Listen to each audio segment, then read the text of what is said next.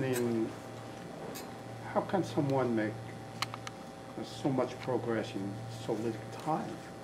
I mean, it's a little bit hard for me to comprehend how that can be possible with the, I don't believe that there's 100% result out of it in this short time. There may be some that will absorb more, will go on practices, or maybe find help with professionals to accomplish that. So the first question is that real? Were those people really changed? I mean, come on now. Okay, that's a good question. Any other questions? Yeah, I'm going to ask another question, which might answer this gentleman's question. Well, I'm only taking questions now. Okay, here's my question. Not answers. Okay, here's my question. Other than the anecdotal evidence of one, let's say a total of 6 people in Charlotte that had these reactions, responses, the successes, is there any scientific data done by an independent group showing real results, and what is that data? Okay, so basically that's the same question again. I don't believe it. Can you prove it to me?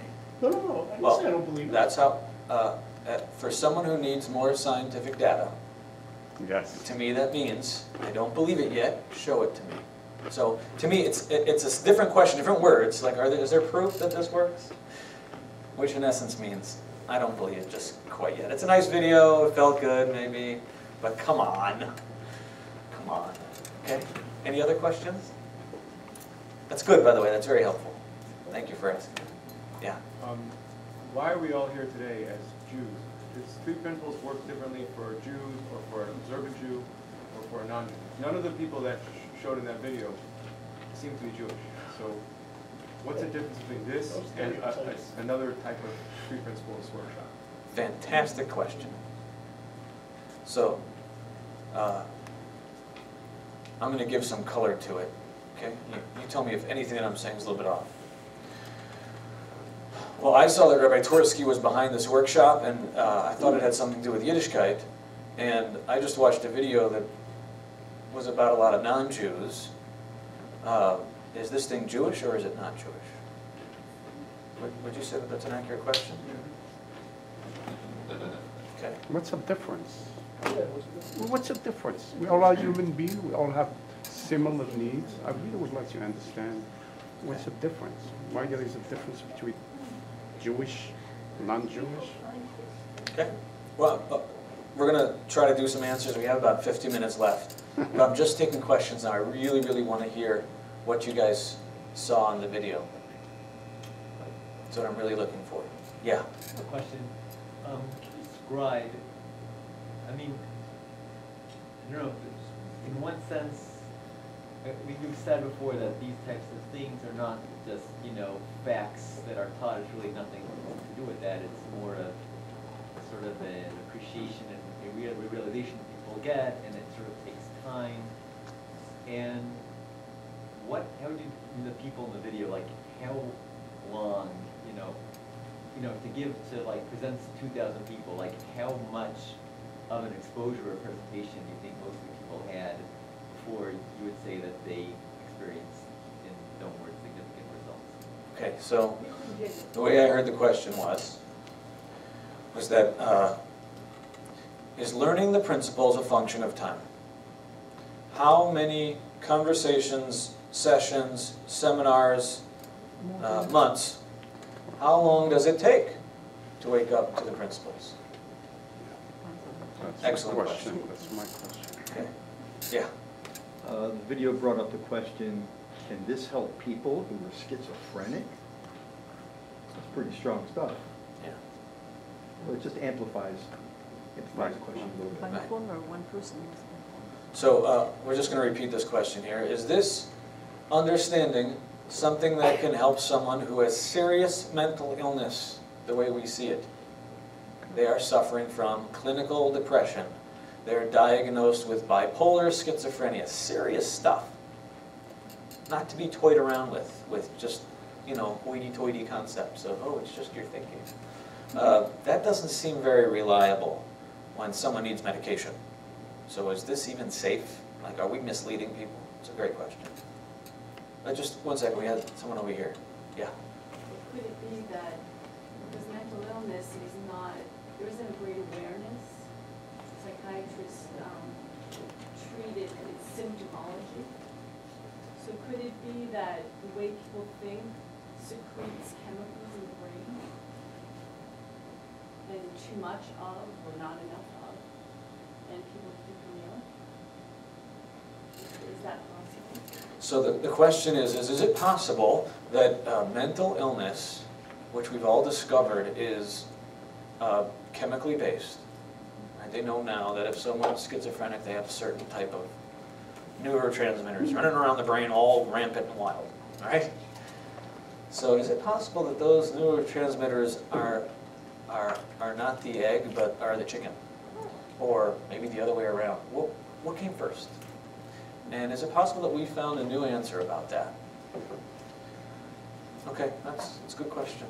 Yeah? What did the data say about the longevity of the results? In other words, we're hearing flash in the pan, as someone else said, anecdotal descriptions of purported improvements, but how has there been a longitudinal study that determines the long-term efficacy of this method? Okay. Repeat the question. Well, I'm going to try.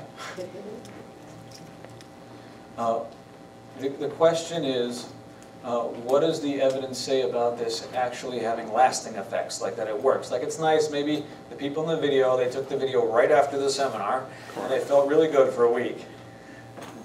And then it kind of wore off, and they were back to their evil ways. Right? So how do we know? Well, I'm glad you guys asked all those questions. And I'm not going to answer any of them.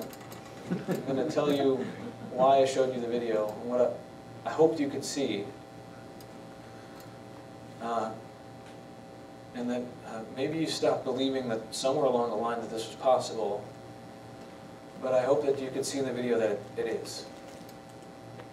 Transformation can be sudden, can be lasting, can be real, and it can be for you. Now, if you don't believe that's true unless you have evidence, I can't help you. That's not how this learning is done. But if you think that there would be some value in checking out that maybe you too can have, in one instant, the gift of seeing something that is totally different than you ever knew or ever realized, and that possibility is there for you right now, if you see that maybe there's a benefit in staying in the conversation about that, well then we're going to reconvene after lunch and continue this conversation. But if you want me to sit here and prove to you statistically that this blows any other approach out of the water, I'm not going to do it even though I know it's true. Because it's not going to be helpful for you. Because we can sit and argue that for hours. My goal here is to keep you curious. Because it's that curiosity that maybe there's something to discover here that will propel you towards listening for something that you don't know yet. Not that I know something that you don't, as if I'm better than you. No. There's something that you can wake up to that's right there for you, that people in this video woke up to. And even if it was just for a week that they felt good, let's say it was just a week. All they did was have a conversation. They didn't pop a pill, they didn't do any exercises, they did no techniques. Isn't that, to me at least, that alone is somewhat valuable. And even if I would have those conversations for the rest of my life, well, there are people that pay $150 to $1,000 to who knows how much an hour to have conversations for the rest of their life, and it isn't helping.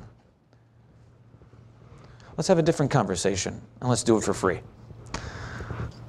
So, I hoped you saw that in the video. Those people, I don't know if they were on death row or not, but I do know that Kathy Casey, who today is presenting in Milwaukee to a group of people who are learning to get more professional in this approach, to be able to teach it and share it effectively.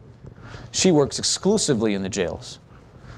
Her latest thing is working with women, and she particularly likes to work with women. So we're having her come out to Brooklyn with Rivka Krumholz November 2nd and 3rd. That's not for you. But Kathy, Kathy works with inmates for years. She worked exclusively with inmates. There was a point where she was working with someone that she was so impressed with the way that the transformation was happening for this guy that every once in a while when we do these trainings, people kind of emerge like, wow, this guy really gets it. This woman really understands what we're doing. She knows how to communicate it well. She's really been touched and impacted by this. We want to develop that person. And I've got my eye on you, don't worry. What was interesting about this story is that Kathy said to the person she was working with, you know, when that person gets out, I want to hire them. I want to hire them to work with me. So when are they getting out? Like, what's their sentence? And so she said, oh, Kathy, he's not getting out. He's on death row.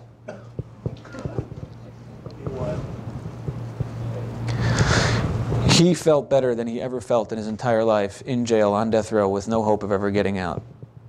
Now, if that's not a machayev, I don't know what is.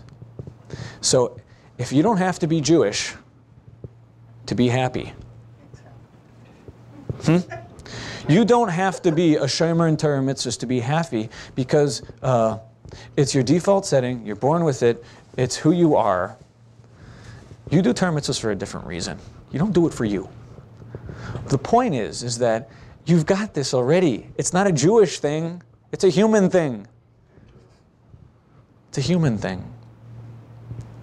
And so this is helpful in two ways. One is that it changes the way you relate to happiness and well-being. It's not something you go out and get. It's who you are. You're born with it. It's your birthright. It's not something you have to struggle to develop, happiness, or work on it. It's there. It'll emerge if you let it. Second of all, an implication of that is that you may then approach Torah mitzvahs from a completely different way. It's not about you. I like saying that a lot. It's not about you. I say that to my father a lot. He likes it. It's not about you, Ta. Don't worry, I say it with a smile. He gets a kick out of it.